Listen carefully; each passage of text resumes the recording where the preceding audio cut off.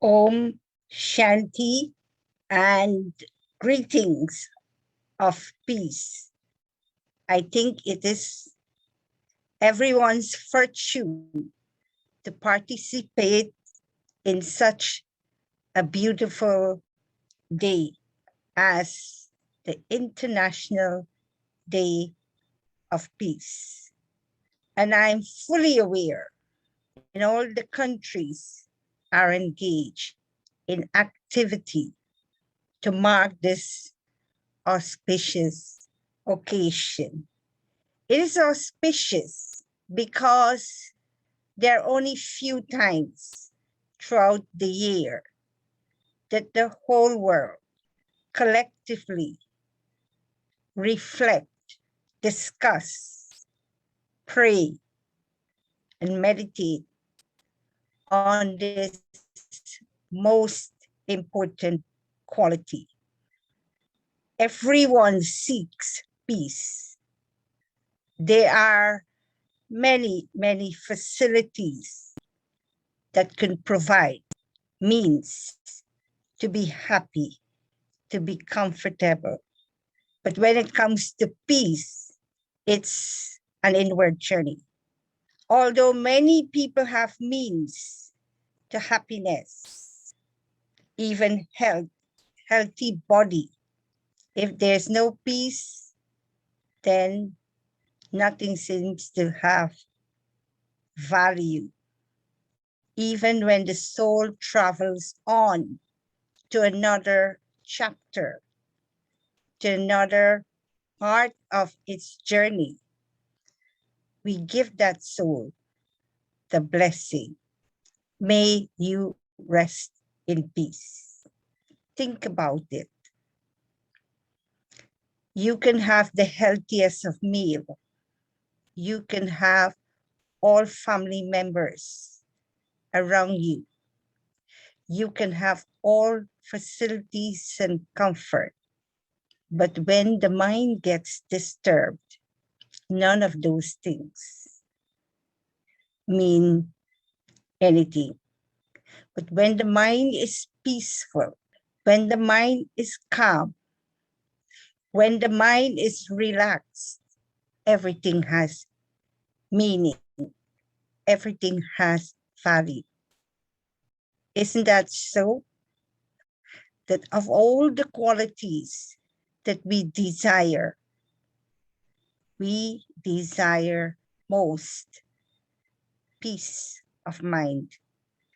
We don't talk so much about a happy mind, but we do talk about peace of mind. Because we come from a home of peace. And when the soul is in that home, without the body and without sense organs and without having a role to play, we are in a state of peace. And with that peace comes liberation. So two things we always ask for. We want peace and we want liberation. One aspect of liberation is freedom, where I don't feel trapped and bound and tied, but where I feel I'm at peace, not just with my own self, but peace with the people I live and work with, and with peace, connecting with nature. This is why when we are confused, when we are disturbed in the mind, we feel to go for a walk in nature. Because nature has that element of peace. So nature is peaceful. And my original nature as a soul, my natural nature, my authentic self is peace. So my natural nature is peace. I come from the home of peace. I belong to the one who is an ocean of peace. And my true religion is peace. It's the natural nature of the self. And so the question is, why aren't we peaceful? Although we desire peace, and peace is within us. Peace is an eternal, imperishable quality, virtue within the soul. It's there. And peace, of course, don't have anything with absence of sound necessarily. We can be in a crowded room with lots of noise. We can be in a situation where there's misunderstanding and conflict, but we can still be at peace, because peace is connected with thoughts. It is the kind of thoughts that I create that can restore my peace, that can maintain my peace, and can steal my peace. Just one thing I have to pay attention to. Every thought carries information. The more you see, the more you hear, the more you speak, the more you touch, the more you smell, the more you think, and the less you see, less you hear, less you speak, the less you think. And so one aspect of maintaining peace is to think less, think quality thoughts. But what do we think generally? What occupies my mind? Whatever and whoever I see, if I see something or I see someone, it triggers thoughts. So my eyes can rob me of my peace, and my eyes can restore peace. Because if I think, I see something beautiful, if I see something beautiful, if I see someone who I love, it will bring happy thoughts, positive thoughts. And what if I see that which I don't like? Or I see someone I'm not getting along with? It will trigger negative or waste thoughts. And there goes my peace. It gets disturbed. Peace can be restored by the things and the people I see. What about what I speak through my mouth? It's the same thing. If I say something positive, something that is complimentary, something that is encouraging with my words, I can restore my peace of mind. And if it's the opposite, there goes my peace. Tonight, I want you to reflect in the most simplest of manner.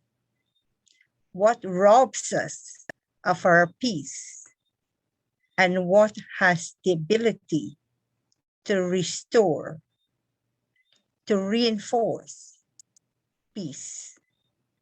And with peace comes happiness. With peace comes contentment. With peace comes power. All the other qualities are connected with peace.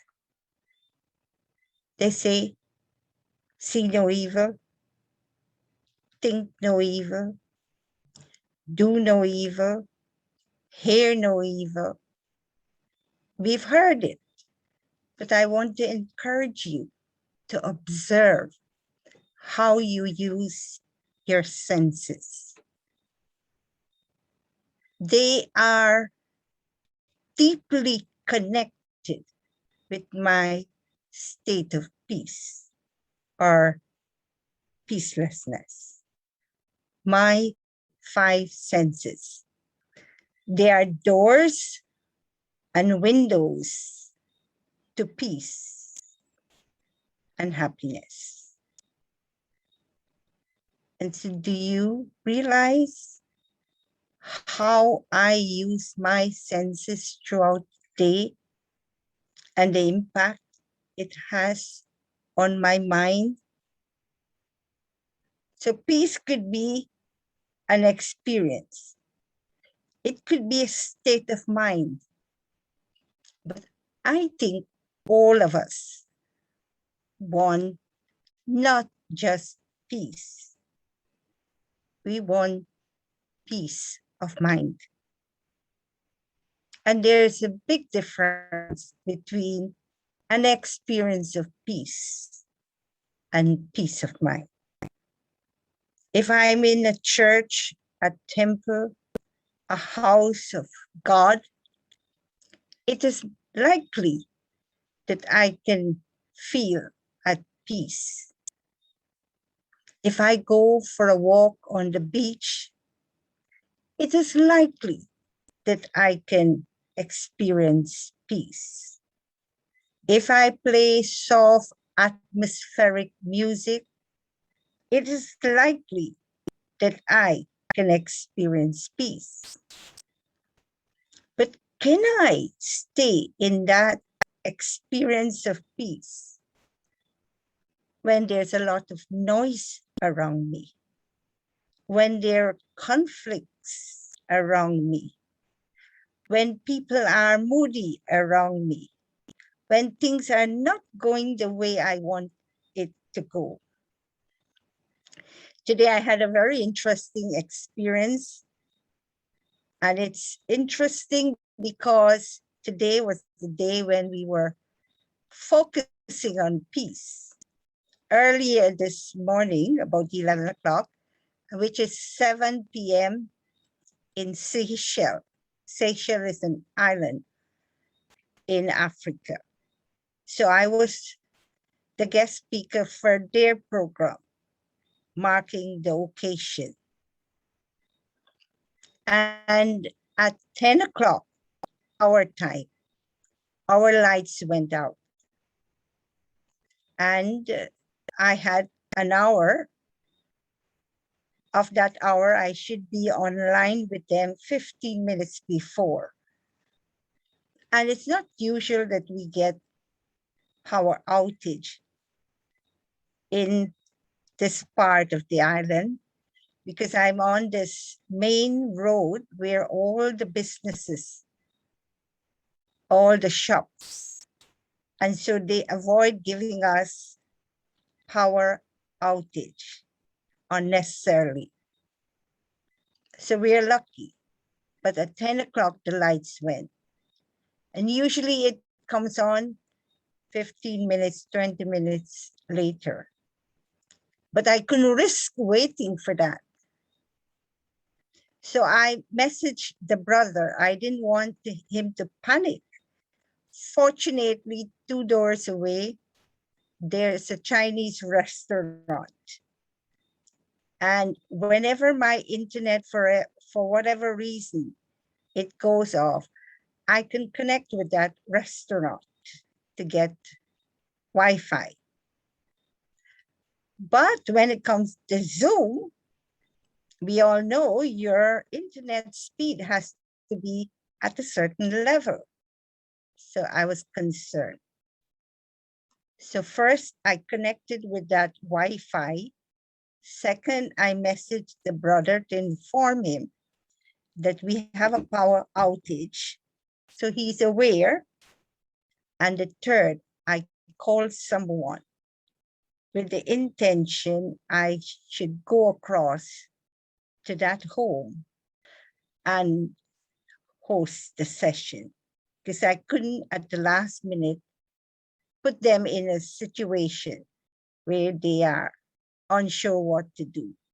So I had 3 plans.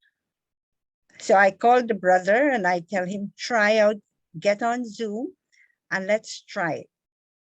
And it worked. We were able to do the session. And today was one of those hot days in the middle of September. So to be in this room with no fan, no AC, depending on 2 windows, never mind, I got through. But I was unaware that the brother on his side, he has two Wi-Fi accounts and both was giving him trouble. But he didn't want to say it to me when he heard what was happening on my side. He said, no, I can't add to her challenge at this moment. And so they were not getting the Wi-Fi going. And here I am, there's no electricity. But like everything else, when you stay calm, when you don't panic, when you don't ask why, when, what, how, you can resolve things and you don't waste energy. And the session went well, and he was telling me so many people from different parts of Africa, as far as Ethiopia, Ghana, Nairobi, so many others connected to the program today. And on my side, I managed, we had smooth sailing, no hiccup, no problem with the sound or the quality, nothing. It was smooth sailing. So it just goes to show, it is at this time when you're challenged, what goes on in your mind at that time? Do you get waste thoughts? Do you get fear? Do you get doubt? What quality of thoughts we entertain at that time? So we need to check what quality of thoughts. But with practice of meditation, we realize that peace is a key quality or a key power to restore back calmness and to achieve ultimate success. We know that. So there's no need for us to go thinking waste and thinking unnecessary and thinking what, why, when, how. We are encouraged never to go in that direction. Why, what, when, how, a queue of questions that never brings solution. But stay calm. Make sure your mind is clear so that there is clarity. Clarity is necessary when you are challenged. And today was a beautiful example how no matter what the circumstances are on the outside.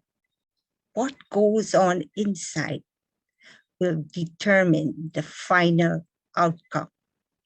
And that outcome is in our own hands, because we decide whether to create a queue of questions or whether to put a full stop. Okay, there's no electricity.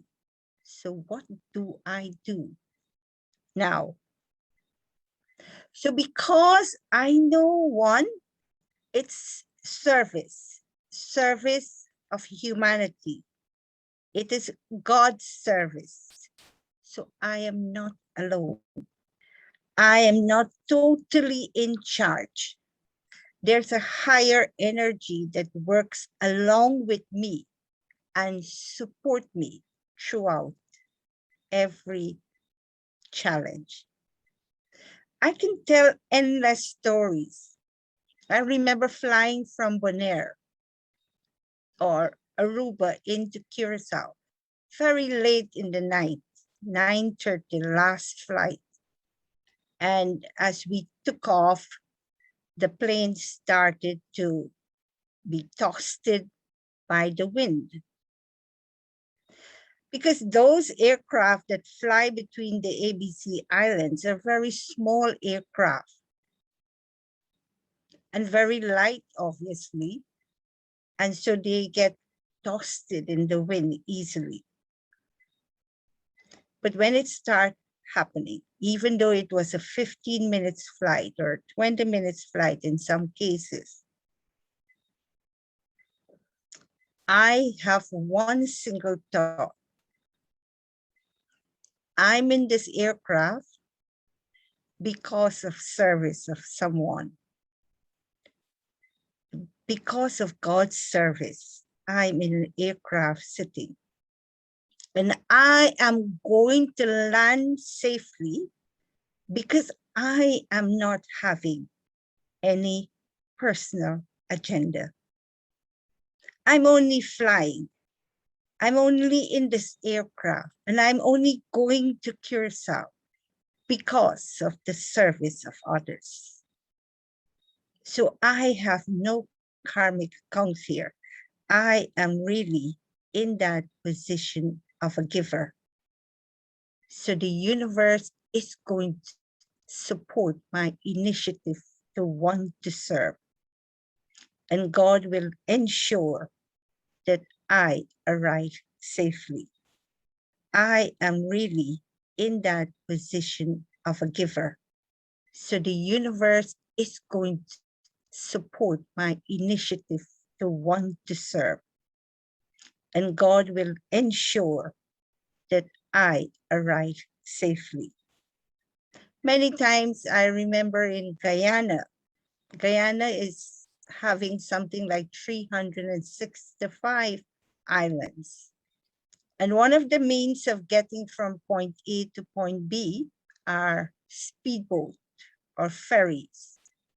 And many times I come with speedboat because the speedboat is faster, take less time. And sitting in the speedboat, and sometimes it depends on the direction of the boat. The boat is going in one direction, but the wave is hitting the boat on both sides. And again, in those moments, I remember, why am I in the speedboat? I have no personal agenda. I'm going somewhere for service. And I guarantee, with my eyes closed or open, when the water will spill on my face and we have to cover up because we are drenched almost. But I remember my purpose. And so I stay focused. Where am I going and why am I going there? And staying focused, I reach my destination. So that is many times I'm in a flight, many times I'm in the speedboat. And when the water is going, sometimes the engine cuts off. Sometimes they run out of fuel, so they have to reconnect from one container of fuel, gas. They have to connect the hose to another container. In the meanwhile, water is coming into the boat. Very interesting situation. But in my mind, I never really allow anything negative to touch me when I am challenged. I remember when I first came to visit St. Martin, I was staying in a neighborhood not far from the beach. So in the morning, I used to go for a walk. And in that area, there are many, many dogs, huge dogs. And early in the morning, as I walked down the street, these dogs would bark so aggressively. But in my mind, I stay peaceful. I know that it is my thought energy and my vibration that can protect me from these dogs. If I'm consumed with fear, I'm going to provoke them to attack me. And it works. I can spend the evening telling many such stories, and I'm sure if given a chance, you will want to tell me your side of the story. How many times when we allow fear and doubt to enter, we are giving away our peace of mind. And when we allow faith and courage and determination, and especially silence, there's nothing greater than applying silence in a challenging situation or a challenging relationship. Adopt silence. The more silent you are, the more clarity you will have. But sometimes, instead of being silent, we think, if I don't say anything, that person will take advantage of me. I must stand my ground. I must say it as it is. I must confront that person. Dangerous road to go. Risking losing that relationship for all times and risking my peace of mind. Can I afford to risk my peace of mind? And can I sever a relationship because I don't agree with someone? No. So applying silence, creating some distance only to protect the self, to give time and opportunity to intervene and resolve the situation, because many situations can be resolved with time. And so silence is golden. Silence is one of the quality that is connected with peace. And this is why when we are in the soul world, the home of the soul, there is silence, there is stillness, there is liberation, there's purity, and there's peace. Silence, stillness, liberation, purity, peace. And they are all connected. Happiness is automatic if there is peace. Peace is the most important quality. And so I can't afford at all to let go of my peace. And with peace comes liberation.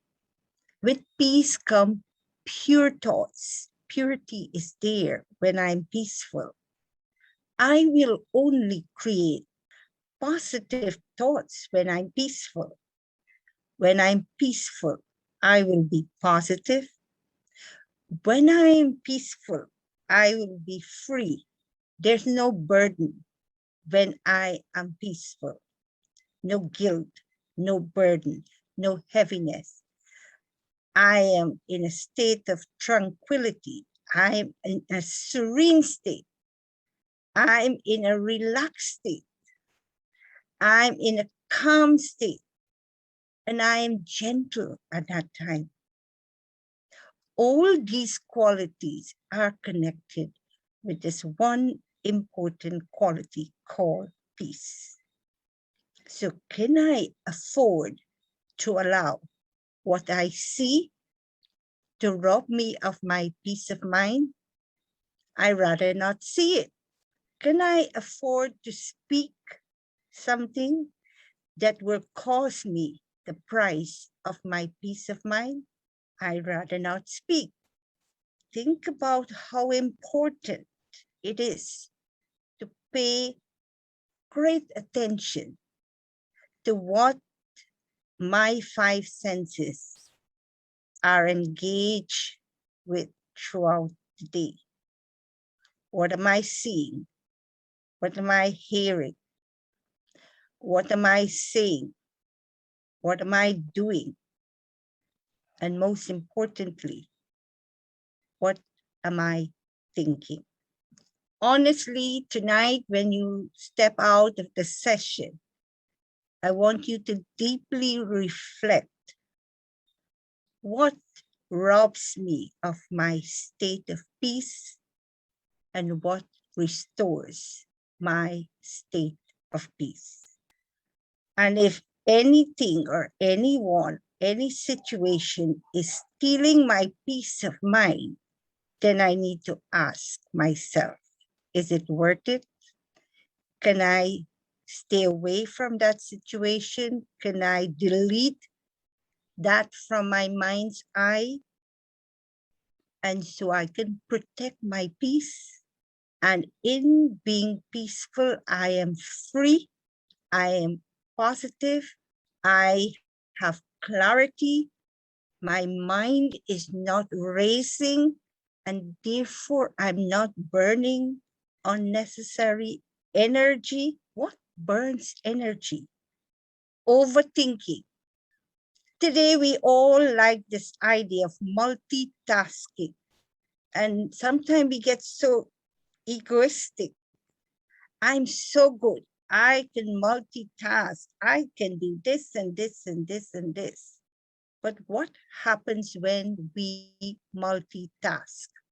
We're putting additional pressure on our mind because we have to remember this. We have to remember that. And what happened when we have to remember so many things? I get stressed, I get burnt out, but I call it a great talent.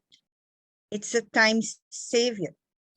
It's a sign of smartness. It's clever head. And our ego gets easily fed by multitasking. But do we know what multitasking does to our mind? It gets me stressed out. I'm trying to manage all my physical senses, my eyes, my ears, my hands, my body. I'm trying to synchronize everything, what it does to my brain. There's a saying, I'm sure you heard it, jack of all trade, master of none. When I can focus on one task and develop dexterity, an art of doing that task, and trying to master that art, when the mind is relaxed, when the mind takes up one task and increase the quality that you are offering, ensuring that there's newness, there's creativity.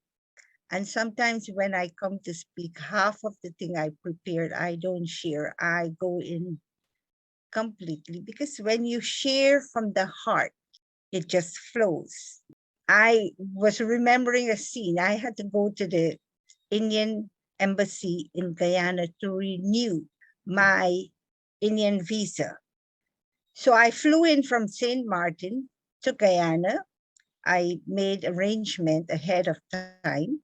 And when I went to the embassy, they gave me a form. And in that form, you can apply for 1 month visa, 6 months, a year. But there's also an option of 5 years. And I already had a 5 years visa, and I was just hoping to renew it. And the person at the embassy said to me, "No, I can't give you 5 years." So I said, "Why?" He said, "No, it's not possible."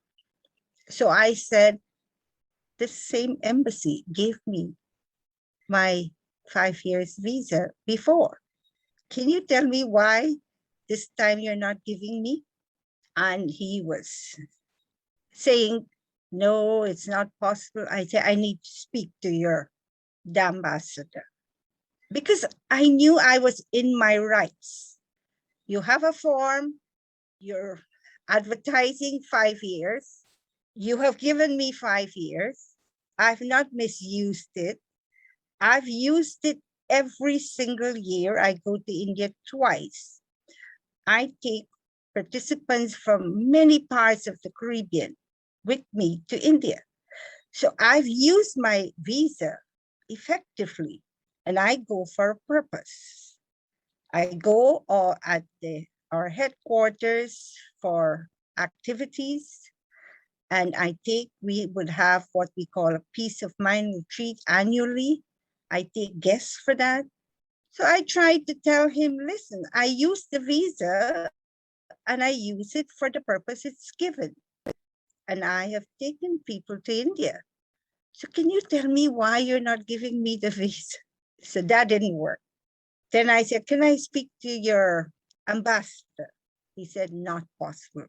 I tried that. None of that worked. So then I appealed to him. I said to him, "Please, this is more economical for me to have a 5 years visa because I go to India often. And for me to apply for 3 months or 6 months is not practical for me." That didn't work. So I choose the last and final option, because in my mind, I knew I'm not leaving this embassy without the visa. Because in my mind, I'm not doing anything harmful, anything negative. I'm applying for a visa. And I flew into Guyana because I am a resident of Guyana. So I said, that's the best place for me to go. And in my mind, I knew, because before I went, I had asked the sister to book an appointment. And she was told ahead of time that they will only give you 6 months visa. So I left St. Martin that I am going to get my 5 years visa because it's not productive for me to get anything less. So I went in the office, knew what to expect and knew what I wanted. And I appealed, I tried, I reasoned, none of it worked. If there was a camera that would have recorded my movement, it would have been very funny to play back, because I said, now it's time to be in silence. So I knew I'm not going to move from this window, but I'm not going to say anything anymore. And I knew I am going to get this visa with silence. So I stood there. He was looking at my visa, my new passport, my old passport. He was reviewing 3 passports, all my movement in India. And he wasn't saying anything, and I wasn't saying anything, but I knew I am not leaving without a visa. And finally, I see he put his hand over the form, and I think he was signing the form. And I left the office with my 5 years visa. Why I choose to tell you that story, how silence is truly golden. Sometimes words do make an impact.